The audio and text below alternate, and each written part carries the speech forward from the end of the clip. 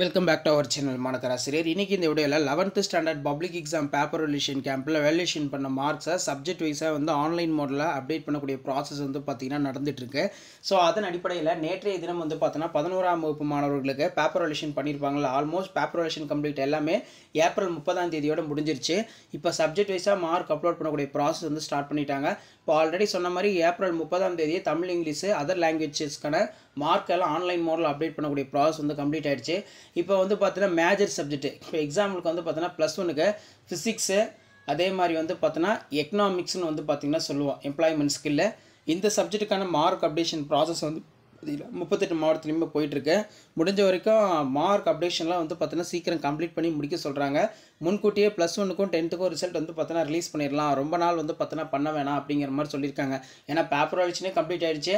அடுத்த ப்ராசஸ் எல்லாமே சிஸ்டமேட்டிக் தான், எல்லாமே சிஸ்டமேட்டிக்கில் டக்கு டக்குன்னு ஆன்லைன் மூலமாக எல்லாமே அப்டேட் பண்ணிடுவாங்க. ஸோ அதன் அடிப்படையில் வந்து பார்த்தீங்கன்னா ஏற்கனவே சொன்ன மாதிரி பேப்பர் வேல்யூஷன் 20ஆம் தேதி ஸ்டார்ட் ஆச்சு. கிட்டத்தட்ட 30ஆம் தேதி வரைக்கும் வேல்யூஷன் வந்து நடந்துச்சு. 9 டேஸ் வந்து பார்த்தீங்கன்னா நடந்திருக்கு. மார்க் அப்லோட் ப்ராசஸ் வந்து பார்த்தீங்கன்னா 30ஆம் தேதி ஸ்டார்ட் பண்ணிட்டாங்க.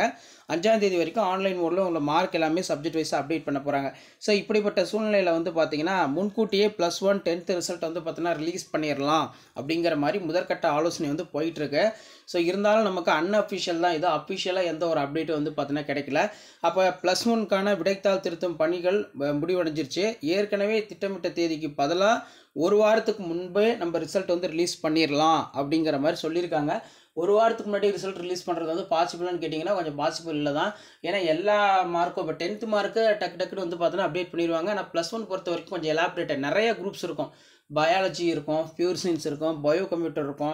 ஸோ அதனால் வந்து பார்த்திங்கன்னா ஒரு 2 நாளைக்கு முன்னாடி ரிசல்ட் வந்து பார்த்தீங்கன்னா ரிலீஸ் பண்ணலாம் அப்படின்னு சொல்லிட்டு இருக்காங்க.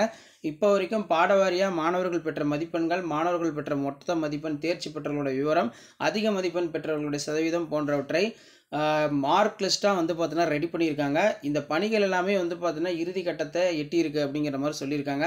10ஆம் பொதுத் தேர்வு முடிவுகளை போல 11ஆம் வகுப்பு பொதுத் தேர்வு முடிவுகளை திட்டமிட்டபடி 17ஆம் தேதி வெளியிட தயார் நிலையில் உள்ளதாக பள்ளி கல்வித்துறை அதிகாரிகள் வந்து சொல்லியிருக்காங்க.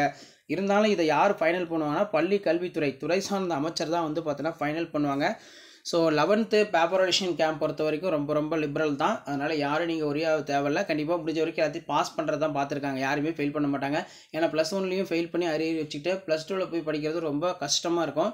அதனால் முடிஞ்ச வரைக்கும் பாஸ் பண்ணுறதுக்கான வழி பண்ணி தான் பேப்பர் வேல்யூஷன் எல்லாமே நடந்துகிட்ருக்கு. கடைசி நேரத்தில் சிஸ்டம் மோடில் வந்து உங்கள் மார்க் வந்து அப்டேட் பண்ணுறாங்க பார்த்தீங்களா, அப்போ வந்து மொத்தமாக 5 சப்ஜெக்ட்டில் எத்தனை பேர் பாஸ், 4 சப்ஜெக்ட்டில் எத்தனை பேர் பாஸ், யார் ஒரு சப்ஜெக்ட்டில் ஃபெயிலு, 2 சப்ஜெக்ட்டில் ஃபெயிலு சொல்லி அதுலேயுமே நிறைய மாற்றங்கள் கொண்டு வந்து கண்டிப்பாக பாஸ் மார்க் வந்து பார்த்தீங்கன்னா போடுவாங்க. ஒவ்வொரு வருஷமே வந்து பார்த்தீங்கன்னா அது இப்படி தான் வந்து பார்த்தீங்கன்னா நடக்கும். அதனால் வேல்யூஷன் பொறுத்த வரைக்கும் நீங்கள் ஒரே ஆக வேண்டாம். மார்க்ஸ் எல்லாமே இப்போ ஆன்லைன் மோடில் அப்டேட் பண்ணிகிட்டு இருக்காங்க.